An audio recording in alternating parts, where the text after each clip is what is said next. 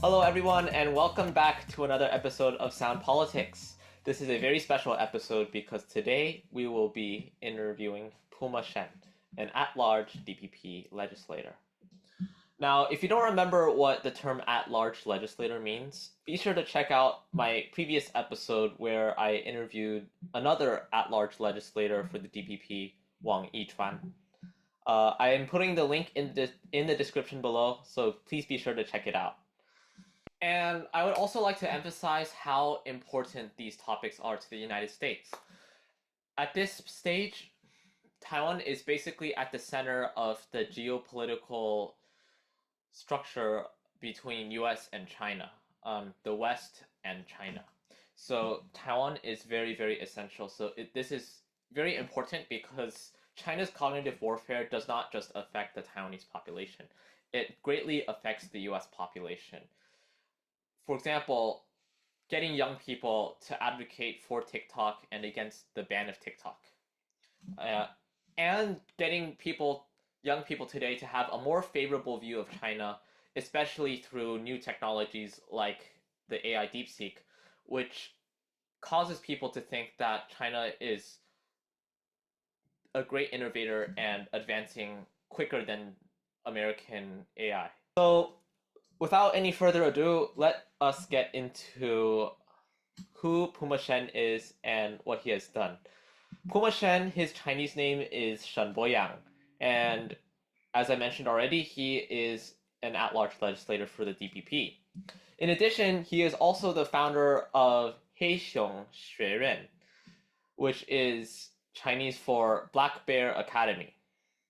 And he is the co-founder of Black Bear Academy, and what it mainly does is teach people how to engage in civil defense in the event of a hypothetical Chinese invasion. Now, the funny thing is that both the Black Bear Academy and Puma have recently been included in China's sanctions list, but it is not clear whether the sanctions extend to the academy students because Heixiong, Black Bear, is not a person. Before I ask my questions, I would like to first give the context behind each of the questions I'm asking, and just the reasons for why I'm asking those questions, especially because Taiwanese politics is virtually not covered in American media. So if you ask people on the street today what cognitive warfare means, often the first response will be like fake news, misinformation, disinformation. And it is very true that misinformation and disinformation are a very essential component of cognitive warfare. The key idea here is that Puma discovered that fake news is only around 10% of the strategy, and the majority, 90% of the efforts by the 90% of China's efforts on cognitive warfare doesn't rely on fake news, but rather on manipulating narratives and controlling perceptions. Basically, starting from facts, which is not fake news, but then sort of twisting the facts or overly exaggerating one side of the story, bias, inputting subtle bias so as to influence what the audience thinks without them realizing they're being influenced.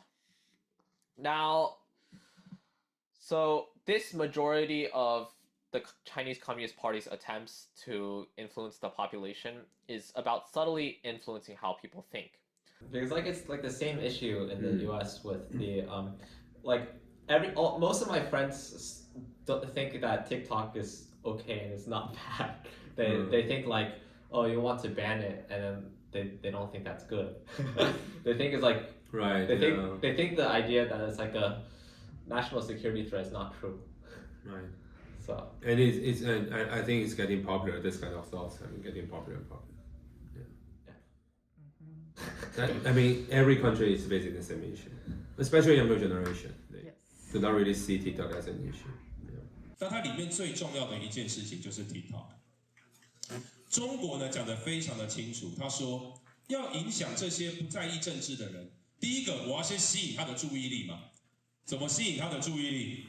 做可爱动物的影片，做算命的影片，做旅游的影片，做美食的影片。中国有专门一个中心叫多语种工作中心，专门做我刚刚讲的这4种影片，一点政治都没有。它的目的就是先把这些影片做出来，吸引那个30%的人。等到这30%的人习惯看他的东西了以后，他再给他看 political， 再给他看跟中国有关的东西。大家觉得这样会有用吗？我来告诉大家就是我刚刚跟大家讲的，我在美国的朋友，那个时候呢，他就帮我设计了问卷，就回台湾去发这个问卷。这个问卷是问说，他要看大家对中国的态度是正面还是负面。因为对中国如果是正面的话，他可能就会觉得反正战争爆发了，投降也不会怎么样嘛，对不对？所以呢，对中国的态度正面，这个对他们来讲是危险，对我们来讲是危险。所以他就去测试说，在台湾里面，大家对中国的态度是正面还是负面，然后根据他有用 TikTok 还是没有用 TikTok。结果这个实验结果是前年做出来的，我觉得很危险。他发现民进党的支持者跟国民党的支持者完全没差，不是他们立场没差，是不管他们有没有用 TikTok， 对他们来讲对中国的态度都一样。比如说民进党的支持者比较不喜欢中国，他就算用了 TikTok， 他还是不喜欢中国，没差，明白吗？国民党的支持者是另外一回事，假设他们比较亲中，他看了也没有变得更亲中他就是原来那个样子。但是有2种人差很大，第一种人就是我讲的，完全说自己没有政治立场的人，他只要看了 TikTok 对中国正面，没有看 TikTok 对中国负面，这是第一种。第二种人大家知道是什么人吗？对，民众党的支持者，真的就答案是民众党的支持者，有看 TikTok 的对中国正面，没有看 TikTok 对中国负面。如果我是中国，我看到这一个结果，我会很开心的。为什么？表示我用 TikTok 去影响我刚刚讲的对政治比较不关心的人，有没有用？有用。这个是现在进行式而且这件事情不是只有在台湾，它发生是在全世界。也就是说呢，它对全世界的年轻人在用这样的一个平台去散播资讯的时候，会不会有越来越多全世界的年轻人对中国的态度渐渐改为正面？这是有可能的事情。这些人有了投票权之后，会不会影响到他们的政治人物？会。所以就算那个国家的政治人物是本来要 support 台湾的，后来发现他的选民怎么越来越多觉得中国还不错，他会不会改变他的态度？有可能啊，因为对他来讲，选举选票才是最重要的事情。So since the 2024 presidential and legislative elections that brought Lai Ching-te into power, there have been 2 small elections between that time, which is January 2024, up until the time of this recording, which is January 2025. The next quote-unquote regular elections won't happen until 2026 when the local elections happen, but these 2 elections have already happened. The first is the recall election for the Geelong City Mayor, which occurred on October 13th, 2024. Now, the recall election process is quite complicated. A recall vote is basically a vote done on whether or not to remove someone from office, and it can be done after 1 year of that person being in power. So the first stage, there are 3 stages to the recall process. The first stage requires 1% of signatures. And so the Central Election Commission maintains a list because the submitted petitions must be verified to ensure that the signatories can actually reside in the district. And so that's stage 1. So stage 1 is pretty easy. You only need 1% of the population to sign. And after this stage, we get to stage 2. And stage 2 must happen within 60 days of stage 1. So for stage 2, the recall group must submit an additional 10% of signatures. And once approved by the Central Election Commission, once all of these 10% of signatures are signed and delivered within 60 days, the process moves to the third stage. And the third stage is what's really the hard stage. Now, the third stage is basically a big vote, a live vote. And for the Geelong recall vote, in this third stage, there must be at least 25% in favor of the recall. That's condition number one. Condition number two is that the number of those in favor of the recall must exceed those opposed. So basically what happens is on the ballot, there's the question, do you agree to recall this mayor? And there's two options. You either agree or you disagree. And the agrees must outnumber the disagrees in addition to having at least 25% of the population in favor of the recall. So that is the hard part, especially because Geelong is a very blue district, a very pro-KMT district. Now, for the Geelong recall vote in the third stage, again, unfortunately, the vote didn't go through. The disagrees did outnumber the agrees, so the recall didn't happen. The second election that happened was the Nantou County mayoral by-election in Taotun Township. And the DPP faced a significant loss. So for both the Geelong recall vote, which was an attempt to recall the KMT mayor of Geelong, and the Nantou County by-election for Taotun Township, the DPP lost pretty badly.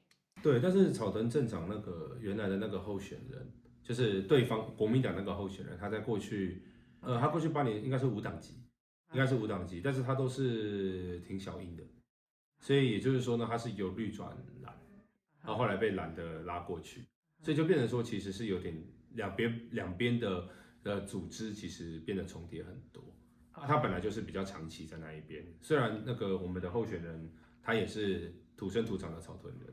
但毕竟就是另外一边，他是组织做的非常久，然后他又是本来亲近的，所以就变成两边其实就是两边在抢票。我觉得其实基隆民进党到底有没有做，搞不好对于那个罢免的那一方帮助不会到太大，就是因为这一次出来的很多是公民，那如果说民进党进来的话，那就会变成很多是绿营本来的票。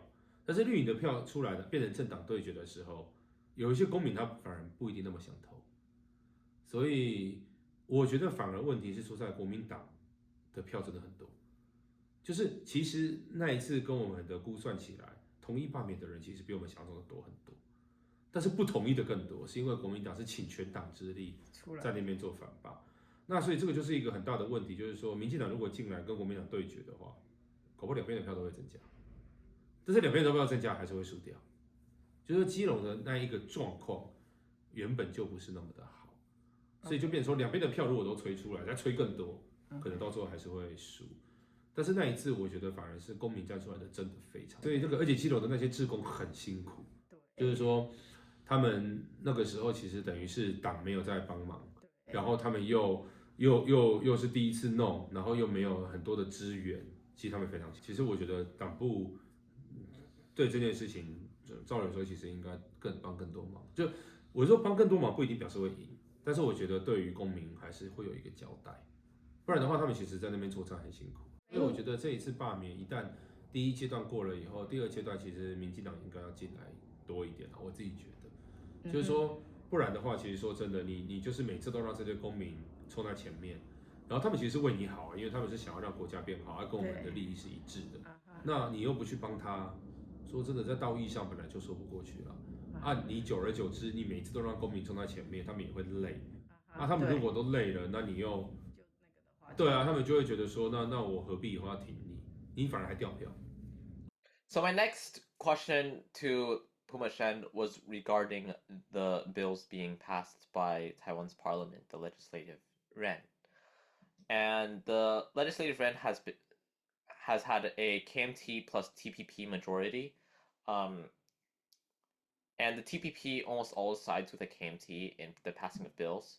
So it's in effect a KMT majority. And they have been passing some very, very extreme radical bills and things that frankly don't make any sense. And so my question to Puma Shen was regarding what can be done about these bills. Especially, why can't the president, who's DPP, why can't he stop them? So this was his response. 那个如果没有过的话，那台湾就只剩就是用违宪对抗违宪嘛，就是说总统跟这一个行政院长都不签嘛。哦，to veto. Yeah. We actually do not have the veto system, but still we have the procedure that the executive yuan needs to sign and the president needs to sign. But 那个就是一个形式，但我们也可以把它变成 veto，因为反正它有规定。Because they are going to pass like tons of the law, and then you have to veto like everyone, and then it doesn't. I mean, for the property, it doesn't look good. But still, because the supporting rate for Lai Ching-te is still like 50%. So if he starts doing that, then that will actually does harm to his image also, I guess. Yeah. So it's like 就总统要做的事，立法院有立法院要做的事，所以我们当然会希望在立法院就把它解决掉，要么就是在立法院挡下它，要么就是看能不能把这些人罢免掉。因为如果又变成总统来 veto 的话，那就变成两边对抗嘛，那个对抗会变得很强烈。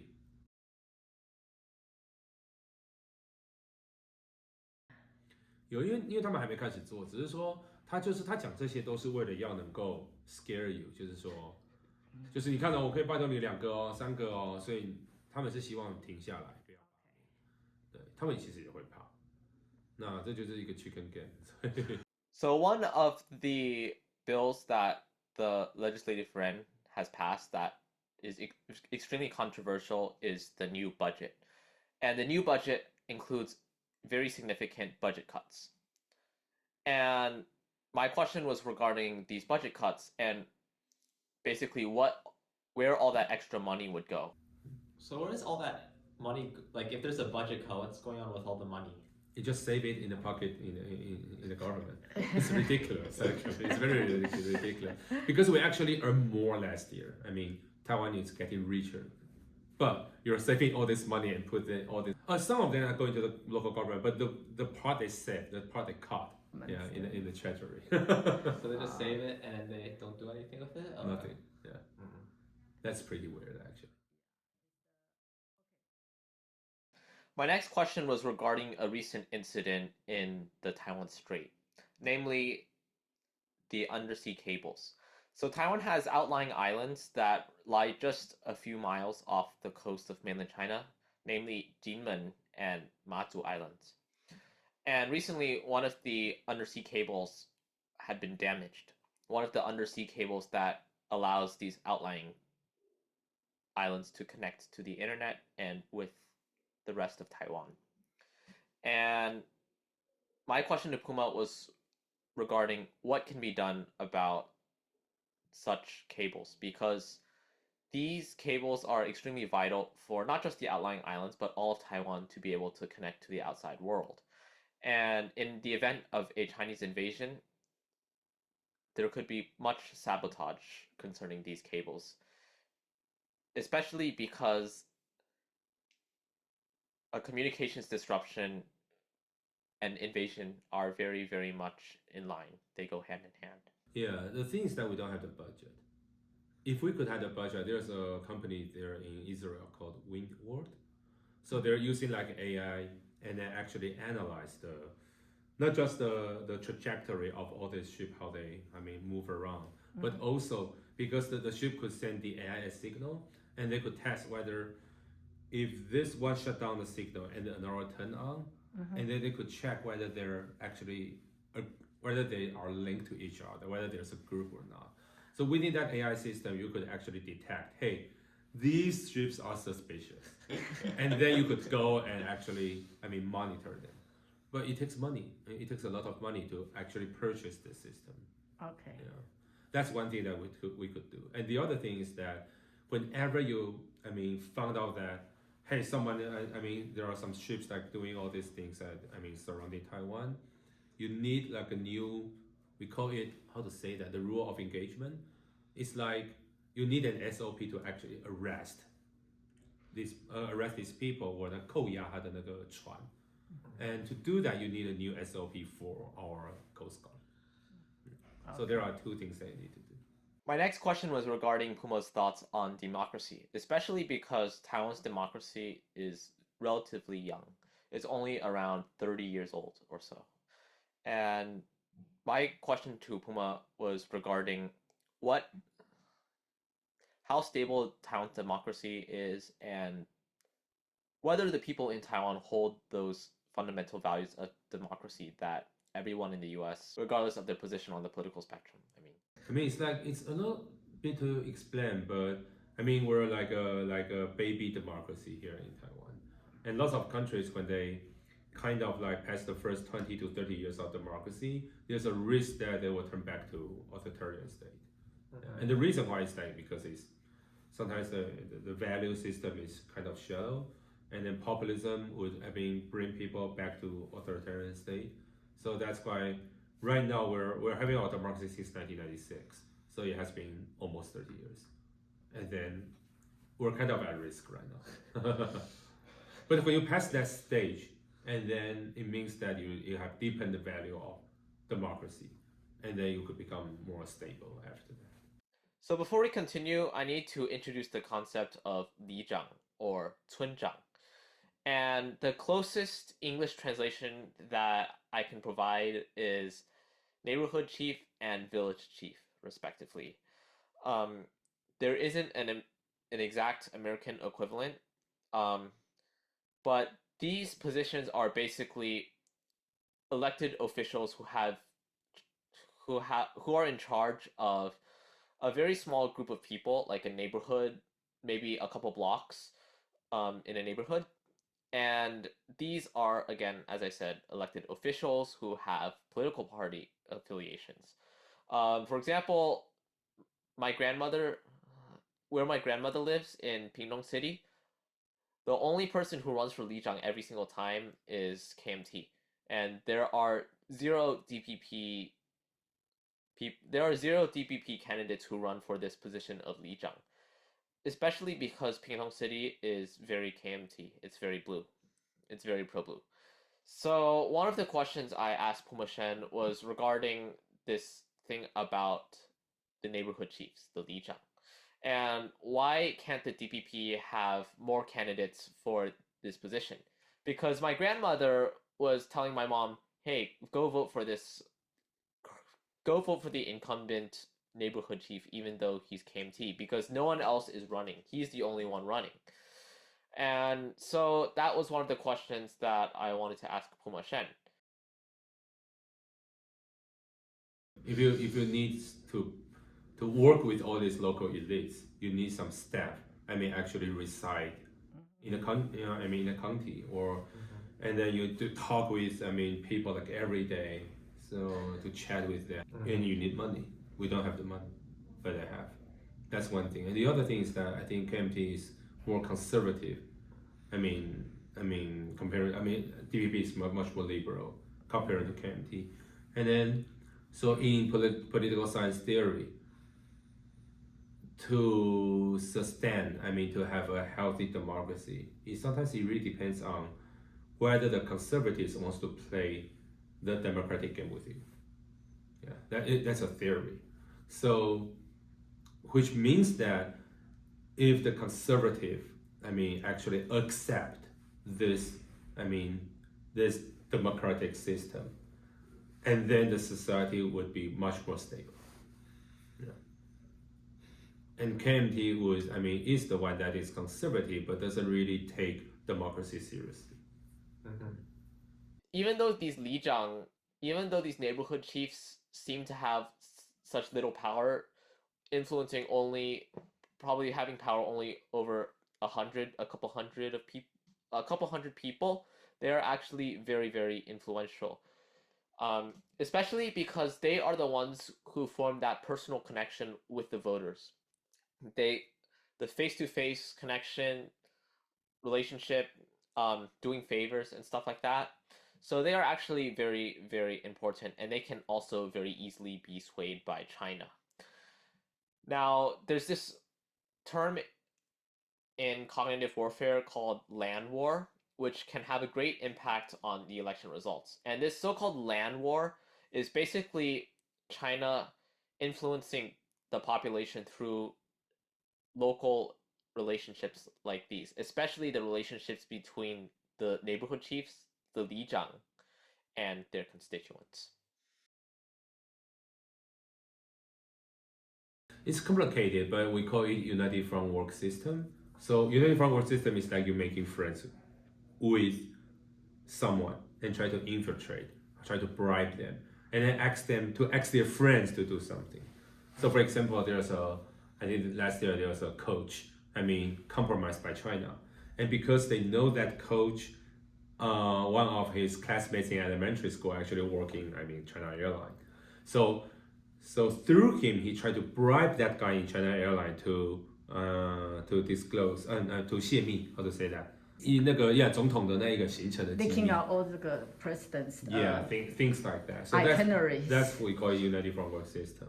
So they would target people who are marginalized in the society or someone who need money, like gangsters, or like some temple system. There's not enough people worshiping the god, so they try to give them the money to having some reimbursement, but actually also try to bribe them and ask them to reach some guys in our society, and sometimes to maybe try to approach like people like me and see whether there's any scandal, so they could report, or try to get some secrets from the society. So for example, like MOFA, MOFA is the Ministry of Foreign Affairs.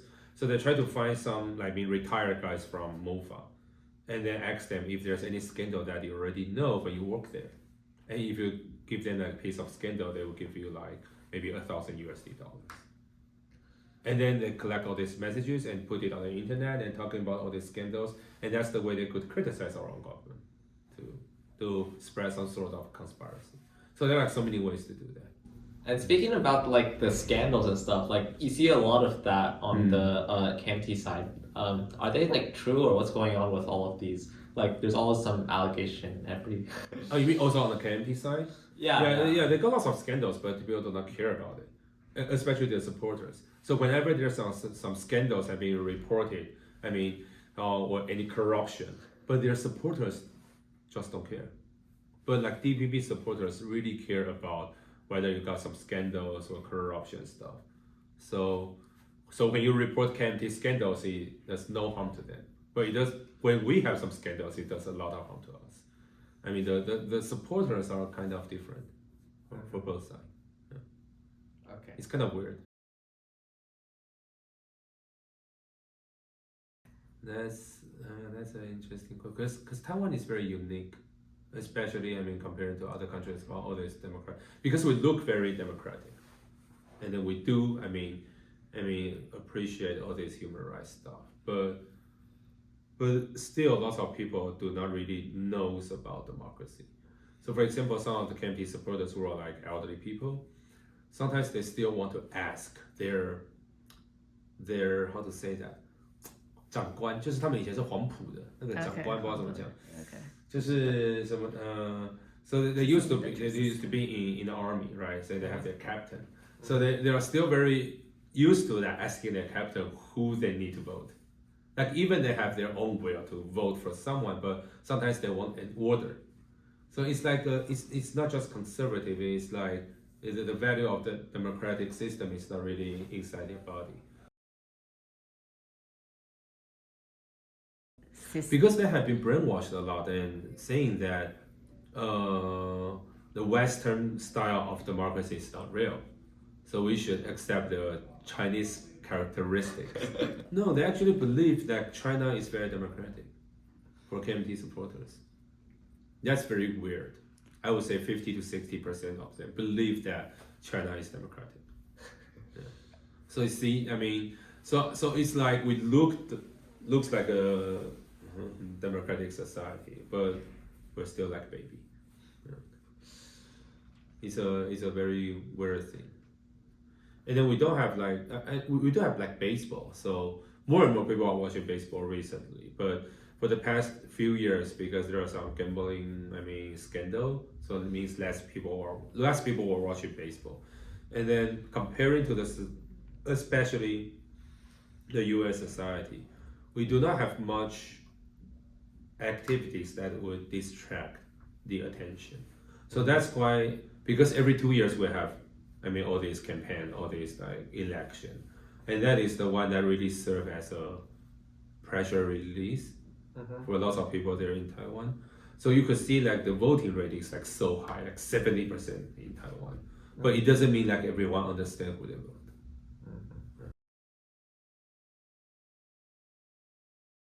It's very skewed, but yeah, because the media itself is like also very KMT.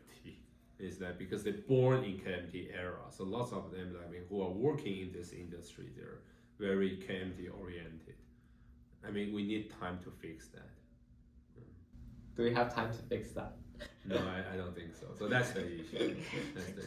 If you give like Taiwan another 20 years, I think we'll be much more stronger. And without any influence from China, we'll be good. We'll be much better, but which is very difficult to, yeah. Thank you so much for tuning into this very special episode of Sound Politics. I hope you enjoyed the episode. And please don't forget to like and check back for new videos that are coming soon. And one last thing. What Puma said about micro-influencers is very, very critical. We need more people out there forming their own groups and being able to influence those around them and awaken them to the threat that China poses on democracies all over the world today. And although things like TikTok and DeepSeek may not seem like a big deal, they are a very big deal. Especially when I was reading news about the DeepSeek AI recently, I saw a lot of news articles on Chinese censorship in DeepSeek. For example, praising the Chinese Communist Party and censoring sensitive topics such as the Tiananmen Square massacre.